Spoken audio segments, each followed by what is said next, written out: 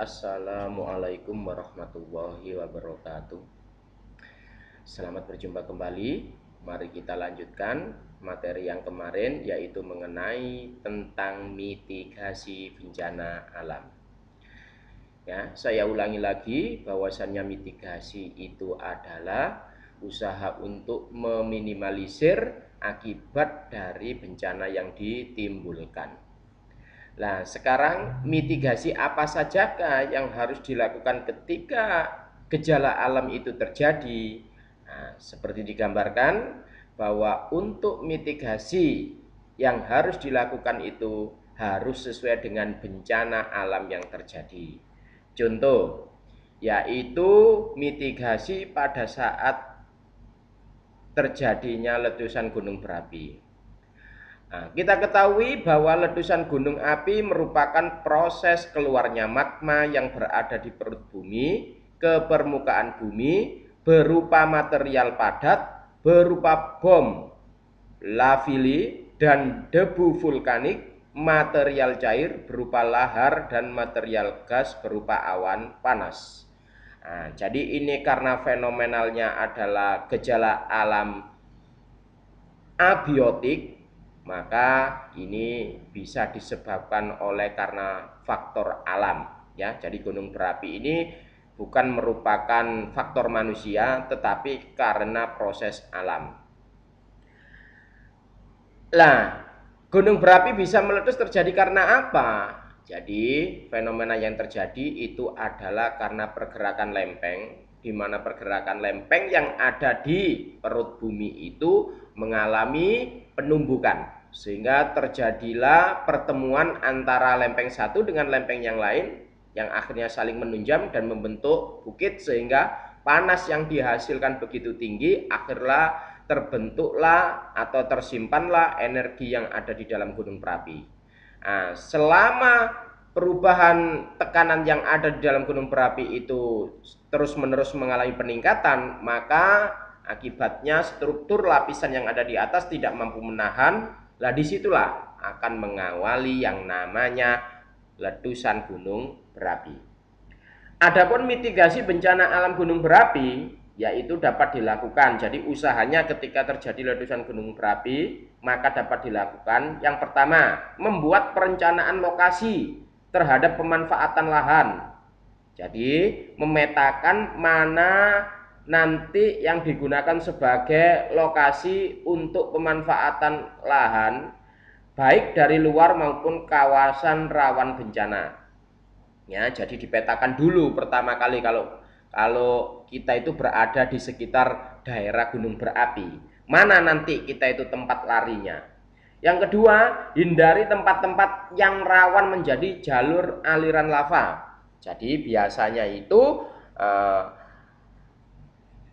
penanggulangan bencana itu sudah memetakan, kemudian nanti kira-kira erupsi yang dihasilkan berupa lava atau lahar itu keluar, itu alirannya mana.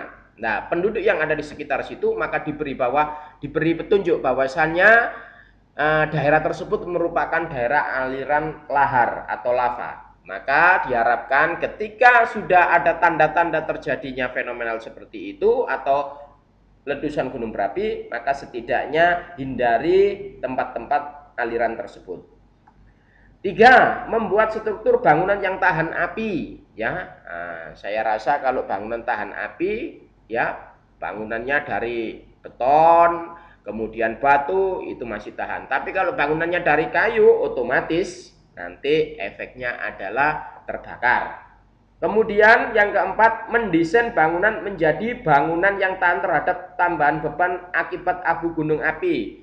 Nah, karena biasanya efek yang ditimbulkan adalah berupa pengeluaran abu. Abu ini karena sangat banyaknya, nah maka ya untuk penduduk sekitar yang ada di situ bangunannya tahan terhadap debu tersebut.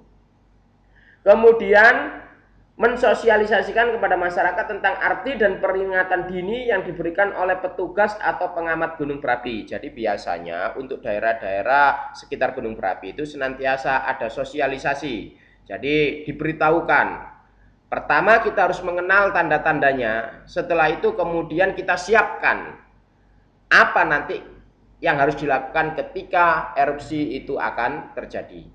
Itulah diantaranya mengenai tentang mitigasi untuk bencana alam letusan gunung berapi. Berikutnya, yang kedua adalah tanah longsor.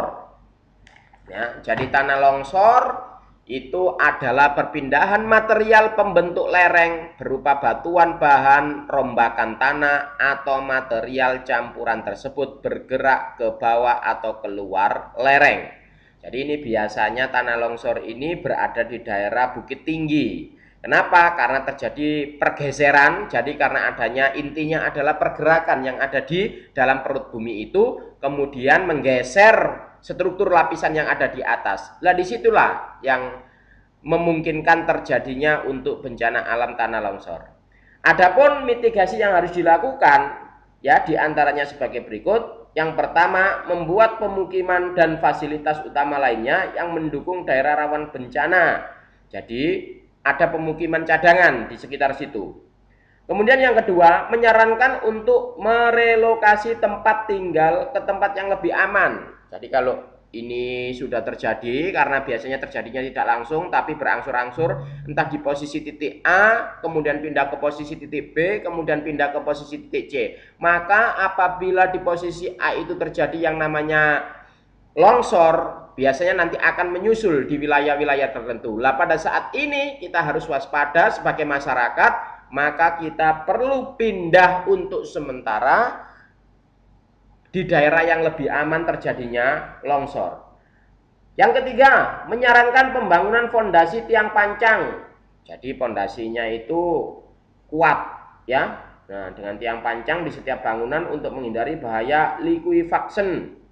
Jadi ada tiang-tiang yang banyak, ya, tujuannya yaitu tadi ketika longsor terjadi maka kemungkinan kecil untuk gerak daripada bangunan tersebut. 4. Menyarankan pembangunan fondasi yang menyatu di setiap bangunan. Nah, ini adalah tugasnya orang desainer konstruksi bangunan, karena yang bisa merancang seperti ini kekuatan tahan gempa, kekuatan tahan terhadap abrasi longsoran tanah, ini adalah orang-orang konstruksi. Itu ada ilmunya sendiri. Tapi ini perlu diberikan sebagai wawasan guna nanti ketika kita berada di lingkungan tersebut maka kita sudah bisa mempersiapkan. Kemudian yang kelima, menyarankan pembangunan peralatan yang ada di dalam tanah harus bersifat fleksibel. Fleksibel itu berarti tidak terpaku untuk selamanya. Contoh misalkan pembangunan pipa. Lah, pipanya ini ya tidak dibuat pipa yang yang baku, artinya apa? Ya masih tahan terhadap abrasi seperti itu. Contoh misalkan yaitu dari pipa besi, ya. Sambungannya dibuat agak banyak dengan tujuan meminimalisir terjadinya bahaya longsor.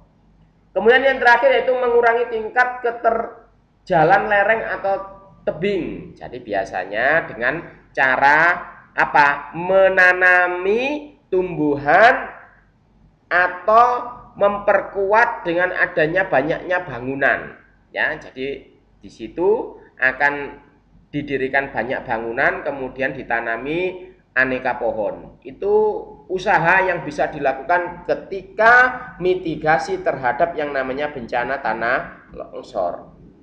Yang ketiga adalah gempa bumi, ya. Nah, gempa bumi ini adalah gejala alam abiotik.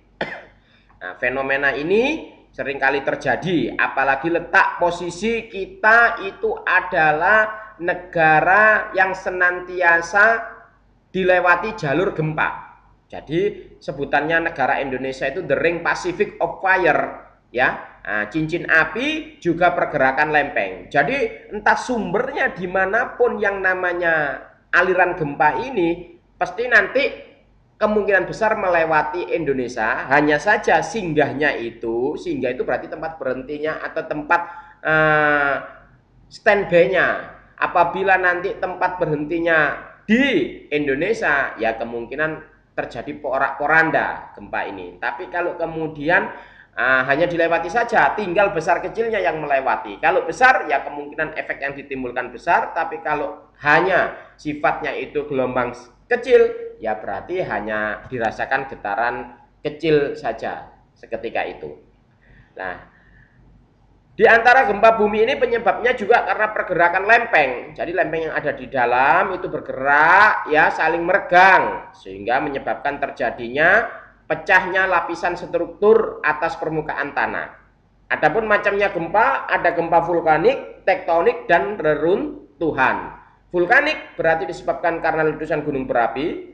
Tektonik karena pergerakan lempeng. Reruntuhan ini bisa disebabkan karena terjadinya longsor. Maka mitigasi apa saja yang harus dilakukan? Nah, satu diantaranya memastikan bangunan dibangun dengan konstruksi tahan terhadap gempa. Jadi ini juga tugasnya orang konstruksi bangunan. Ketika kita mendirikan bangunan, kita tahu bahwa posisinya itu adalah di sekitar atau jalur daripada gempa, maka bangunannya alangkah baiknya konstruksinya ini tahan terhadap gempa. Ya, itu usaha, namanya usaha. Tetapi jikalau itu terjadi kemudian kita tidak mampu untuk menghindar, ya berarti itu namanya takdir. Kemudian yang kedua mitigasinya mengikuti standar kualitas bangunan. Yang ketiga membuat fasilitas umum dengan standar kualitas yang tinggi. Jadi intinya itu adalah pada konstruksi bangunan. Ya, jadi konstruksi bangunan ini diharapkan kuat dan tahan terhadap gempa supaya kalau itu terjadi kemudian bisa kita minimalisir. Nah, tanda-tanda ini yang perlu kita kenali. Di antaranya tandanya kalau mau terjadi gempa biasanya apa? Nah, diberikan tanda dari alam. Ya, terjadi perubahan gelombang elektromagnetik. Jadi lampu listrik itu tiba-tiba padam kemudian nyala kembali. Ya, kemudian ada angin yang kencang, ya, nah, itu kita perlu waspada tanda seperti itu. Terjadi suara gemuruh, ya, nah, ini seperti pernah terjadi tsunami yang ada di Aceh itu, nah, itu air laut tiba-tiba surut, lah bahaya itu. Surutnya ini karena airnya itu masuk ke dalam pecahan tersebut, kemudian nanti ketika pada saat titik tertentu dia akan keluar lagi memompa. Disitulah mengawali terjadinya yang namanya peristiwa tsunami. Nah, itulah diantaranya mengenai tentang fenomena alam yang berupa bencana alam ini dan mitigasinya. Dengan harapan ini disampaikan agar apabila ini nanti akan terjadi maupun persiapan untuk terjadi, ya, nah kita sudah bisa waspada dan mengantisipasinya. Demikianlah untuk pertemuan kali ini, kurang lebihnya saya mohon maaf. Akhirul kalam, wassalamualaikum warahmatullahi wabarakatuh.